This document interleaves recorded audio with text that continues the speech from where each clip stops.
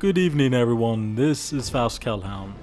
This video will be unscripted and unedited, so you will have to deal with me rambling and stammering my way through this video that I am making. This is a series of videos that I have been making for a friend of mine at work, Tyler. So he's been interested in 40k, he's wanted me to explain more about it, so that is the reason why I am making these videos, is mostly for him, just so I can tell him about 40k, and plus at work it's very hard to stop and have like a 45-minute conversation about Warhammer so I can explain like bits and pieces of it until I get to the point of like where he would know. So these videos are a lot easier because this guy's a big time podcast listener and this is kind of like in a podcast form or just a lecture kind of form thing. And that's the reason why I'm doing these videos. So with that said, to my homie Tyler, this is Warhammer 40,000. Today's video is going to be about the Adepta Sororitas, or more well known as the Sisters of Battle.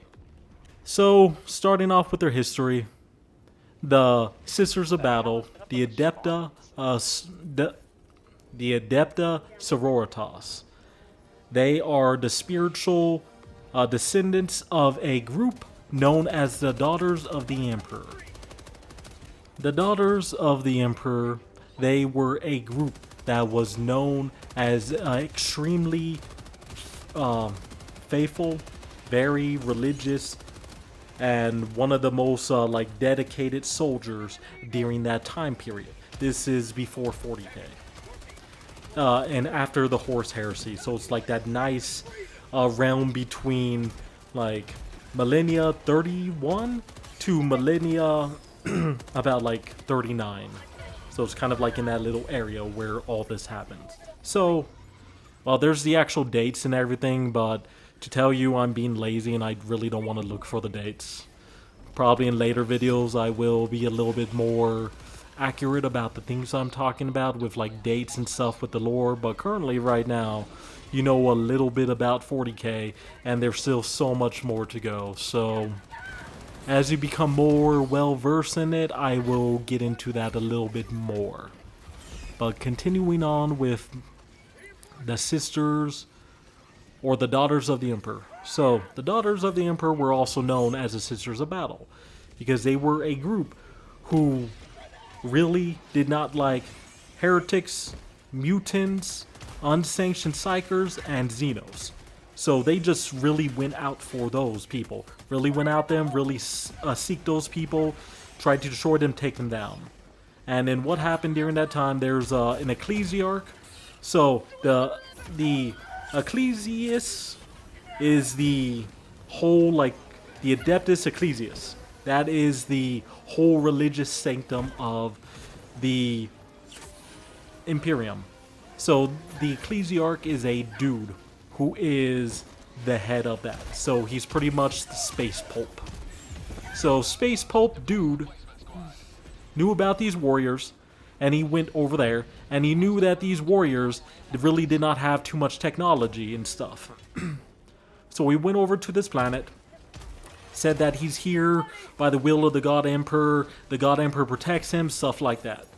So he used a technology that pretty much was forgotten about. It is a reflector, well, not a reflector shield, but it's pretty much a force field. He has like his own personal force field generator. They would not know of because that stuff pretty much disappeared. And the force field generator, it is in a rosary that they have. So an Imperium rosary, not a Christian rosary. And a lot of these technologies and things like that were built during the Horus Heresy, so a lot of information was lost after that. A lot of technology too. So he pretty much told these girls is like, hey, the Emperor will protect me. And he told one of his guys to shoot him. Nothing will happen to him. So he shoots him, it hits his force field, causes a great blinding light, and then when the Daughters of the Emperor saw that, they're like, oh my god, like, "Oh, my emperor! Oh, the emperor does protect you. We will follow you. We will do whatever you say." And This is because insane. of that, is that the Sisters of Battle, the Daughters of the Emperor, their real name at the time, I'll just be saying that. So they started following this guy. They were pretty much his personal soldiers and everything like that. So during the time is the ecclesiarch and ecclesiae is able to have like an army. They had a military force and they were extremely powerful, especially when they had the Daughters of the Emperor. So some stuff happened and it was known as the Reign of Blood. So this guy, this space pope was pretty crazy and evil. So what happens is some other stuff happens. One of the custodians, uh, so the custodians, they are the emperor's. Well, they're not the cleaning guys. I know that's what you're thinking right now. Okay, so I'm going to stop that as you're thinking it. So the custodians, or the emperor's companions. So the companions, they are the like literally the companions of the emperor. These guys are the emperor used his own genetic DNA to make these people like literally immortal, almost godlike beings. They're just under the primarchs of like strength and abilities. And these guys are like top. They are known as the emperor's finest, the golden potato chips, as some people joke. And also, okay, so now let's back to what I'm saying. So what happens is during this time when this guy is having his reign of blood and being crazy. So one custodian goes, grabs like the head of the Daughters of the Emperor, says like, "Here, come here." So he brings her over to the Emperor's chamber, where the Emperor has been on the Golden Throne for thousands of years at this time, and sees the remains of the Emperor that is still alive on the Golden Throne. And through that, the Emperor was able to talk to her and then changed her mind where she's like, "Oh crap, this guy is evil, he's not good." Okay, so that custodian, there's no name for that custodian, but the joke is there's a series on YouTube that is called "If the Emperor Had a Text-to-Speech Device." So the head custodian, the captain general, was known as has a whole bunch of names, but they pretty much boil it down to Kitten. That is his name. He is general. He is captain general of the custodians, one of the high lords. Kitten. So Kitten pretty much goes over there, brings her. She sees that Emperor's like, "Hey, stop being stupid. This guy's evil. Finish him." She goes back and says, "Time to die." And the guy's like, his big phrase is like, "Die? I cannot die. I'm too busy to die." And then she shoots him. And then the High Lords pretty much put in place is that because of all this crazy rain and all this crazy stuff that happened, is that the Adeptus Ecclesia or Ecclesiae is not allowed to have any men at arms, so they are not allowed to have an army anymore. So just because of the way that they wrote it, is that allowed them to grab the Daughters of the Emperor and pretty much make that into their own military force. So they're able, just because of the wording of it, they were able to skip around and make the Adepta or Adepta, because there's a difference. Adeptus is men, Adepta is female. So the Adepta Sororitas, the Sisters of Battle. And that is how they're pretty much become what they are. So they are still from the base of the Daughters of the Emperor, where they're extremely faithful, and their faith is so strong, and they're so utterly indoctrinated in the Imperial Creed, and their faith to the Emperor is so strong that the Emperor is like, his eye is pulled towards their like, his gaze is pulled towards them, so he does give them lots of favor and gives them lots of miracles because of how strong their faith is. We're talking about anywhere from like a mortal wound, instantly healing, something that would completely kill them just destroys their armor, and they're still alive, like a big old like shot that would just pierce right through them. It would destroy their armor, And then they look and they're perfectly fine. It's just like, hey, there's no damage on their skin. It's just their armor's now destroyed because of like a freaking shot that happened to them. Or they would pray and they start shooting a tank with a handgun, do, and then the tank explodes because of that. So we're talking about miracles that the Emperor does give them. And yeah, they pretty much, yeah, their faith allows the Emperor to put more of his power through them as a beacon because of their faith. Okay, so now to the current Sisters of Battle. So the Sisters of Battle is they mostly gain most of their recruits from a school that is called the Scholia Progenium. This school is what it does is it creates some of the most elite military some of the most elite military soldiers and some of their greatest officers.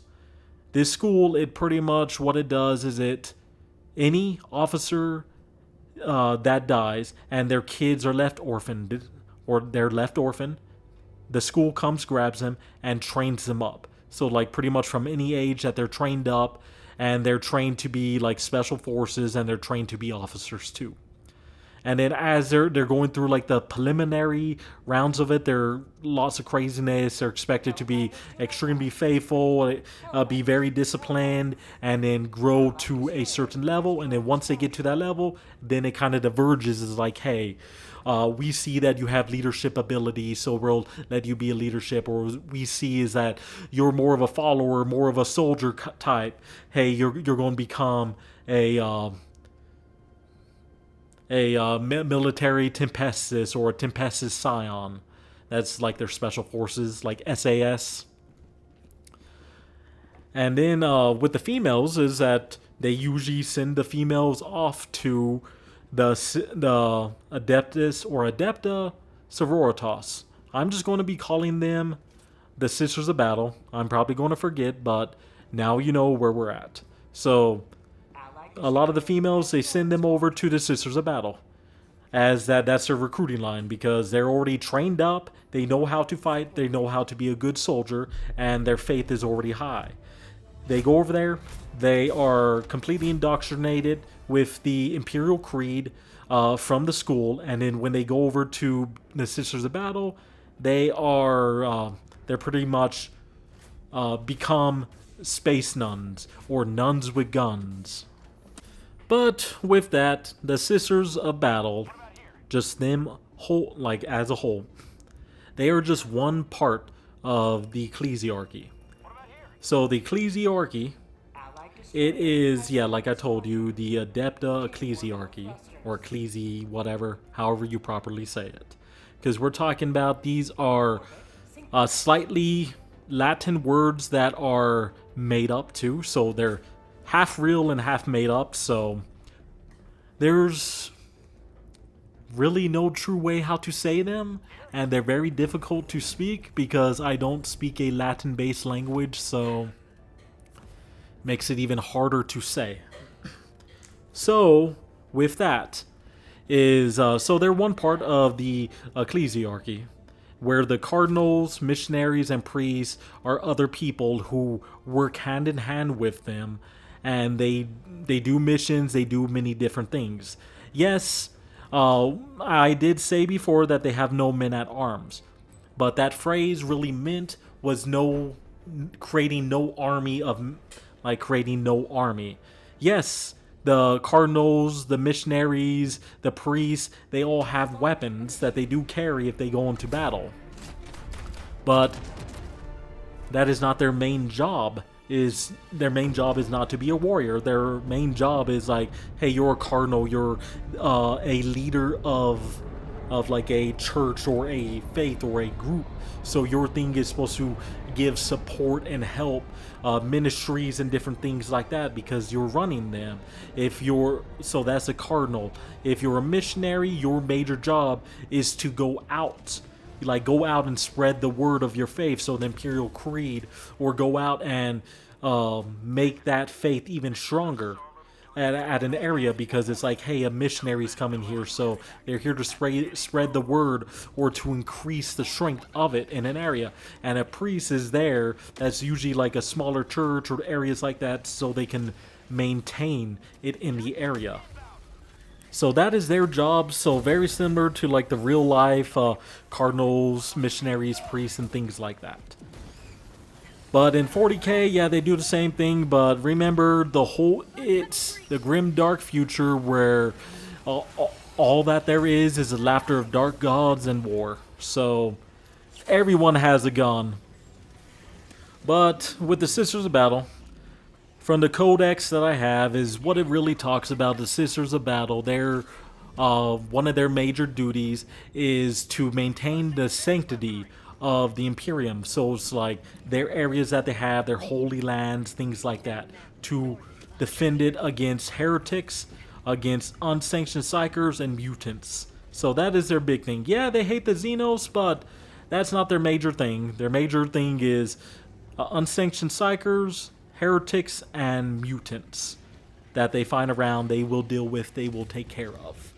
The people who actually take care of the Xenos, yeah, everyone fights the Xenos. Everyone gets into battles with them. But there are people that literally have a job where it is just that. So the Ordo, the Ordo Xenos.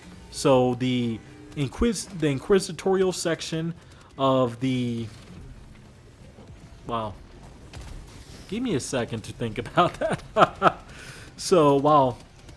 I am drinking right now, so I'm kind of like in that nice little stage between really feeling it, really getting a buzz, and not having one right now.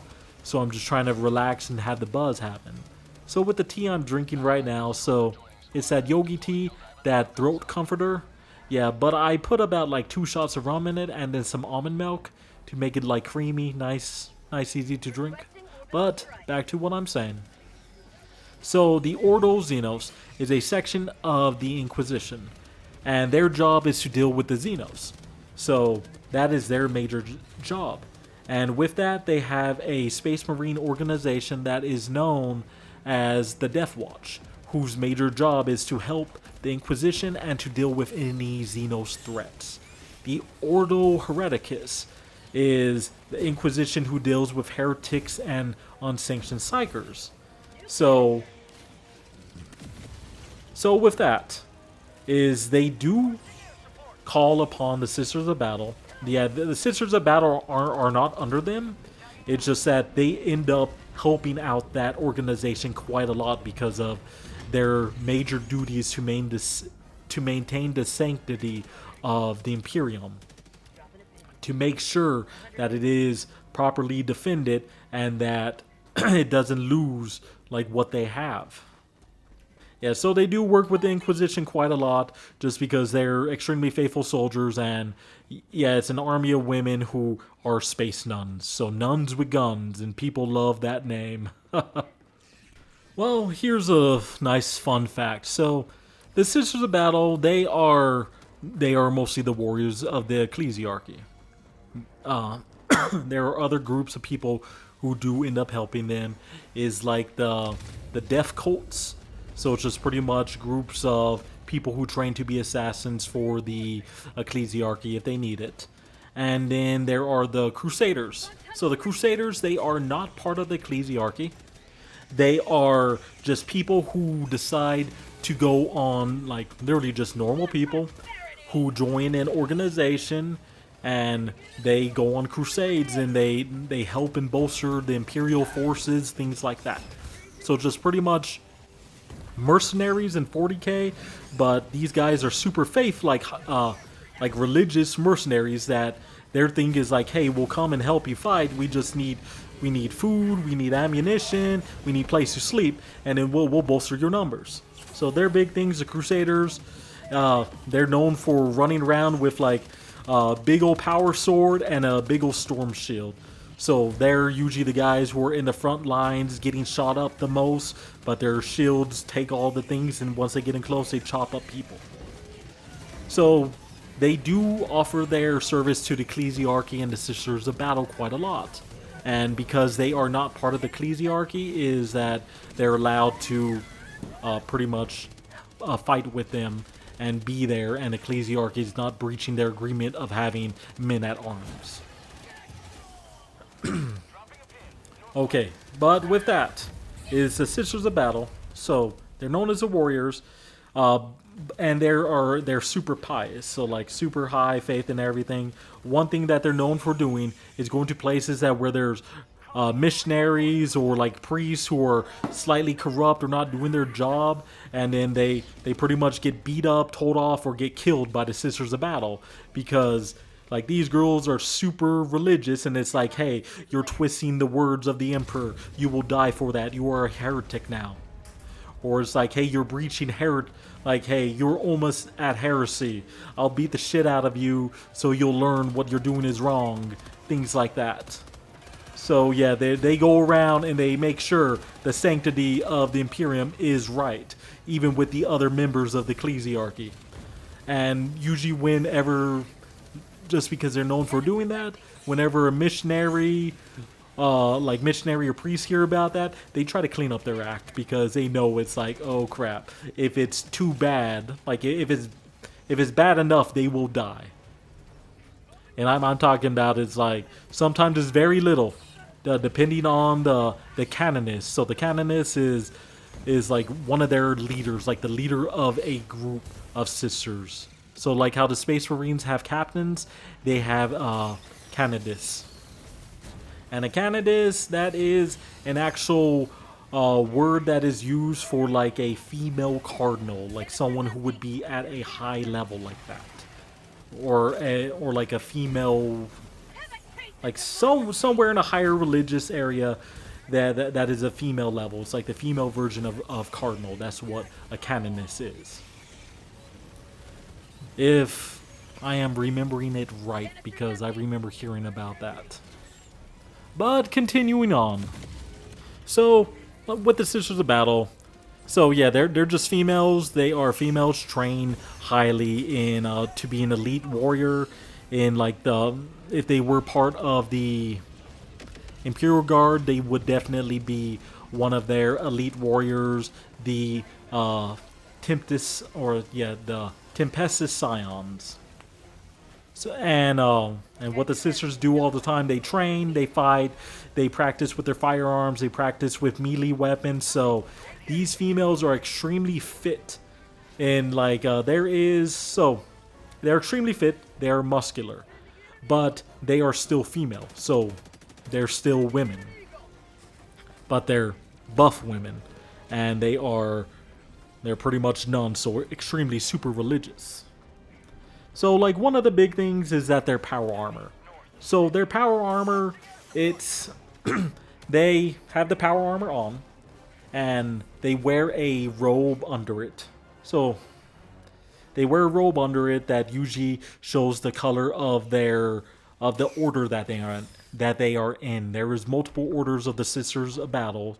There are major orders, minor orders, things like that. So we're talking about the same as Space Marine chapters, but Sister of Battle orders.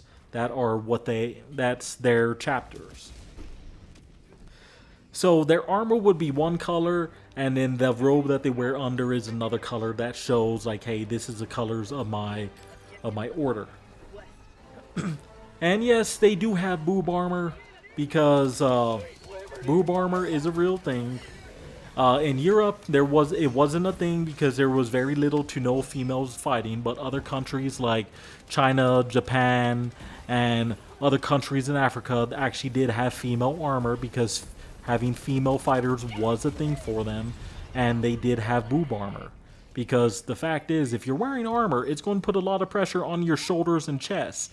And if you're wearing guys' armor, guys don't have boobs, so it's really pushing down on the female boobs. And I can tell you, being in the military, with having females around, they have said is that they hate wearing the plates because it compresses their boobs and it hurts a lot. So they hate that.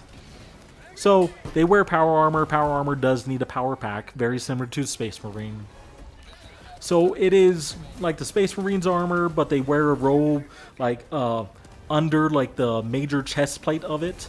So they pretty much have like the arms, like the arm armor, the leg armor on, and then they put on the robe, then they put the chest armor, and then the shoulder blades and the power pack on.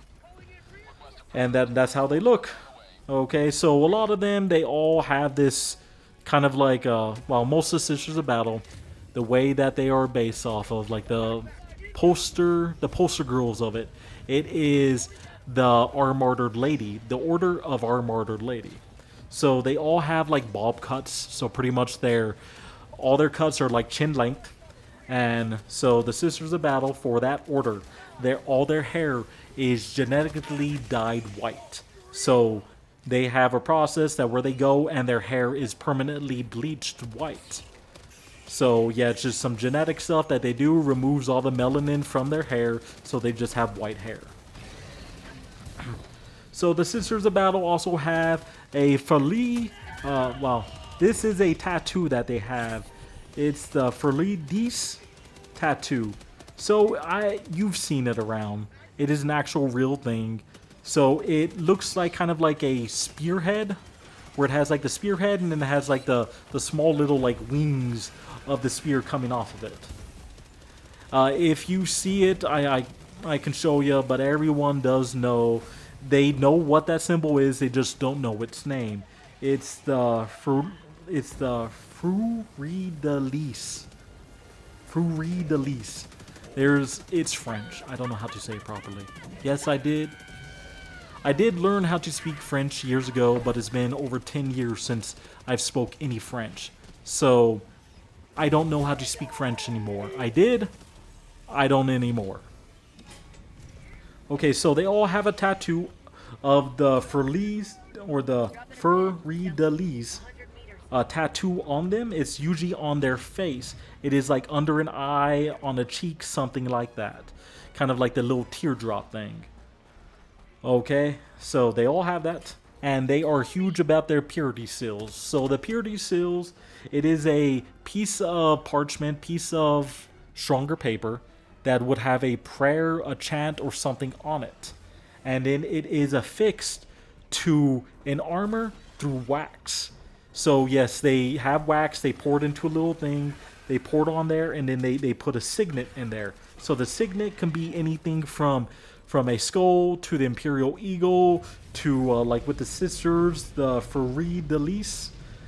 Almost anything you can think of that is around the Imperium, that is what is on them. Or that is what is on the wax to create the seal. But the purity seals, they are not just there for like, hey, you have some prayers on you, but we're talking about in this universe is the God Emperor is a real thing, and the God Emperor wants his people to fight for him and reclaim the galaxy because it's humanity's birthright, so the galaxy is theirs. So certain prayers will give people, like if you have it on the parchment on you, certain prayers will give you benefits. Certain prayers will protect you. Certain phrases and things will prevent things from happening. So yeah, well, it's space magic pretty much, dude. It's magic. Okay, and for them, they have a bolter. But they are not Space Marines, and the Space Marines bolters are, we're talking about, their guns are probably 75 pounds, and they're in power armor. So they have a bolter that is called the Godwin Denzi's pattern bolter. So it is a smaller bolter that is used by them primarily. But it is a human-sized bolter. It is smaller than normal bolters. But because of how small it has less ammo capacity. It still shoots out a 75.75 round, an explosive rocket out. So just the same as normal bolter, just smaller, lighter, where a human can carry it. Yeah, they're a human female, but they're in power armor, so they do have strength. So they have the bolter smaller, they can shoot it and use it, but the bolter does have a lot less ammo in it. If you look at the art and everything, yeah, you can see it's like, oh yeah, they have like 20 rounds in there. well, I would probably say at most 15 rounds that they would have in their magazine. Just because it's a human-sized magazine, it's not a Space Marine-sized magazine that where the bolter could hold about like 50 shots in their magazine. All right. Okay, so like with their armor, they also have their orders symbol on their armor. It is usually like somewhere around their armor, on their knees, on their legs, wherever, because like the armor, it already has so many symbols on it. It's kind of hard to really put much more symbols on their armor, so they usually put it like on the cloth or like in an open part of the armor. Give me a second. Okay. And in the Sisters of Battles, they also have a lot of jewelry and symbols on them. So one of the big symbols is the Inquisition symbol. So the Inquisition symbol, they have a lot of stuff like that because a lot of them, they work with Inquisition all the time. So yeah, they pretty much get some, every time they help the Inquisition out, they get some swag. So every order has so much different swag from the Inquisition. And they wear it. And some of them, they're like blessed, or it's like, hey, you're going to wear this, like, oh, hey, we're going to battle. Hey, choose in any of the livery you want to wear, and things like that. Like any livery or any like sacred icons or items or things you have on. So it'll just be they would go there, and then like each piece, because we're talking about the Imperium, and this is a huge religious organization, the ecclesiarchy. So they have money, they have their own chapels, they have their own churches, their fortress monasteries, things like that. Very similar to the Space Marines. The Space Marines, they are more space monks, and they kind of do their own thing. But the Sisters of Battle, they are nuns with guns, and they are there to. Their major job is to maintain the sanctity of the Imperium, and to ensure that, like, hey, they're part of the ecclesiarchy, so they make sure the ecclesiarchy stays faithful instead of ever going back to like the Reign of Blood or the Age of Apostasy. Yeah, that's what it's called. During that time, it was called the Age of Apostasy. And their big thing is to make sure that never happens again. So they do clear out a lot of missionaries, cardinals, and priests if they become corrupt or they're not faithful enough. But anyways, back to like the items and jewelry and icons and things that they wear each one is pretty much an artifact or jewelry that is that's magically enchanted. Yeah, I'm just making it easier because everyone understands this. It's magically enchanted, and each one gives you different enchantments. The same with the purity seals. Is each one of those enchantments is that it's like, hey, you're going to battle. It's like, hey, which ones do you want to wear? Or is your sister superior? So sister superior is equal to a sergeant in the in 40K or into the Space Marines. But anyways, so let me go through the ranking really quick for the Sisters of Battle, just so you can kind of see what I'm talking about with the rankings. And then I'll end the video kind of like after I go through a little bit of that. Alright, so the first rank, the lowest rank is Sister. You're just a basic Sister, you're part of a squad, you're someone who's already been trained, like you're above Initiate, but they're like, well, the lowest rank is Initiate. That's like you have yet to go through any training or anything like that. Then you're trained up, then you become Sister. Sister has their battle armor, actually knows what they're doing, actually part of a Sister squad. And yes, Sisters do have multiple different rankings, or not rankings, but jobs within that ranking of Sister. Then you have the Sister Superior. So that is basically a sergeant, a non-commissioned officer.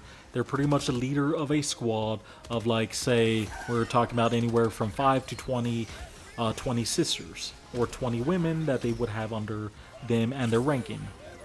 So they would take care of them, they would be in charge. They're usually the woman who has the sword in the group.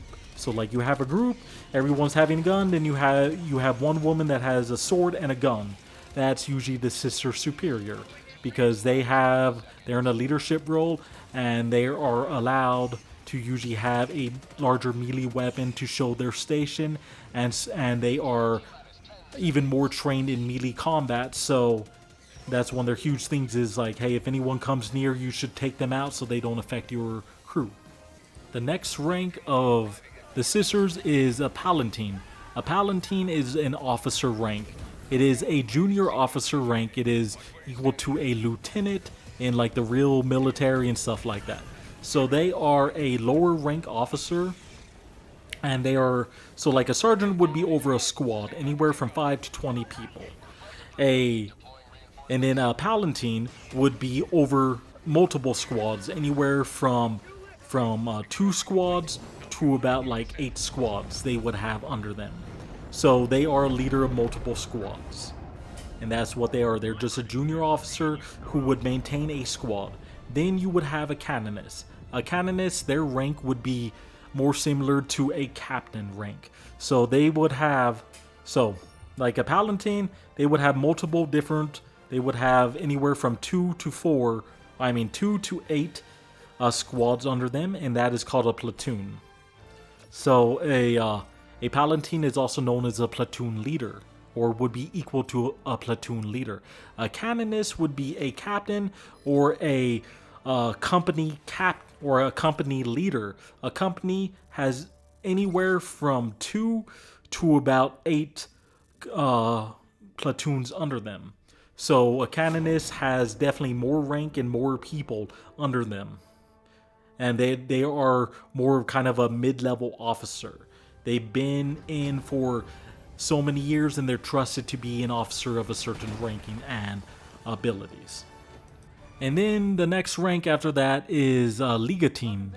So legatine is more of a rank.